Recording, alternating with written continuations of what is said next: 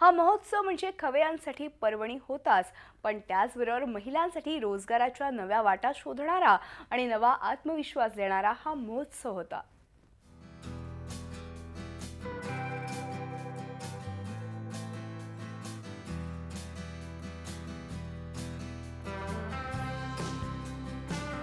वरळी समुद्र किनाऱ्यावर आयोजित करण्यात आलेला हा कोळी खाद्य संस्कृतीचा महोत्सव।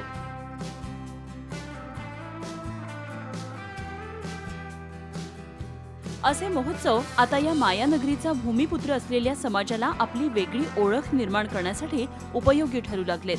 त्यामुळे महिलांसाठी रोजगाराची संधी मिळतेय।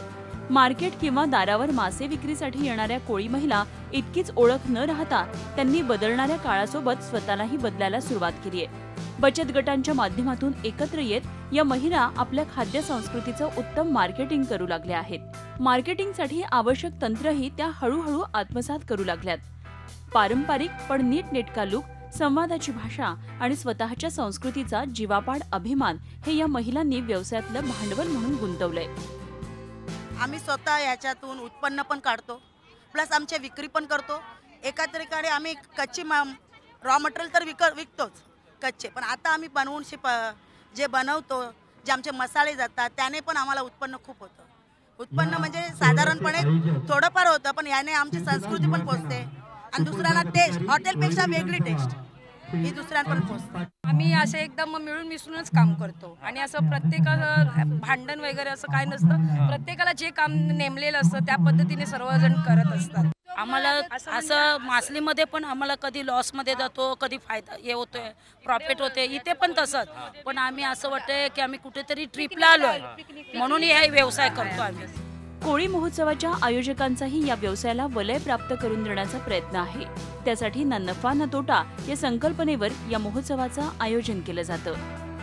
मुंबईत बघितलं तर इटालियन, कॉन्टिनेंटल ह्या सगळ्या डिशेस खायला मिळतात, पण स्पेशली जी पारंपरिक कोळी पद्धतीचे पदार्थ आहेत ते फार कमी आपल्याला, तर त्याचा आस्वाद खाद्य रसिकांना घेता यावा आणि यांना कुठेतरी एक चांगलं प्लॅटफॉर्म मिळावं, त्यासाठी आम्ही हे आयोजन करतो। मी मुळात कोकणातला आहे आणि त्याच्यामुळे मासा आणि कोकण ह्याचं एक वेगळं नातं असतं।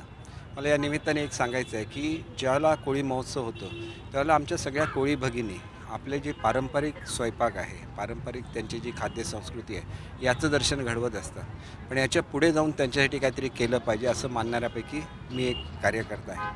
आणि म्हणून आमचं जे चांदा ते बांधा स्कीम आहे त्याच्या अंतर्गत आम्ही या व्यवसायासाठी खूप मोठी मदत आणि त्याची सुरुवात आम्ही सिंधुदुर्गपासून करतोय। स्पर्धेच्या युगात आपली वेगळी ओळख। आज तक ये लोग सिर्फ मच्छी बेच के अपना गुजारा चलाते थे, जो अभी उनके ऑथेंटिक रेसिपीज़ के साथ फूड फेस्टिवल जैसा ही है ये उसमें आ चुके हैं। तो लोगों को भी एक वेरी ऑथेंटिक, लिमिटेशंस नहीं रहा कि कहीं उनकी बस्ती में जाके ही मिलता है, पर इट्स अवेलेबल फॉर एवरीबडी और उनके लिए भी एक बहुत बड़ी अपॉर्चुनिटी है। तुम्हालाही जर असे खाद्य महोत्सव आढळले तर त्यांना आवर्जून भेट द्या। पाठीवरची कौतुकाची एक थाप या महिलांचा आत्मविश्वास वाढवणारी ठरते। दिनेश दुखंडेसह bureau report, Zee media, Mumbai.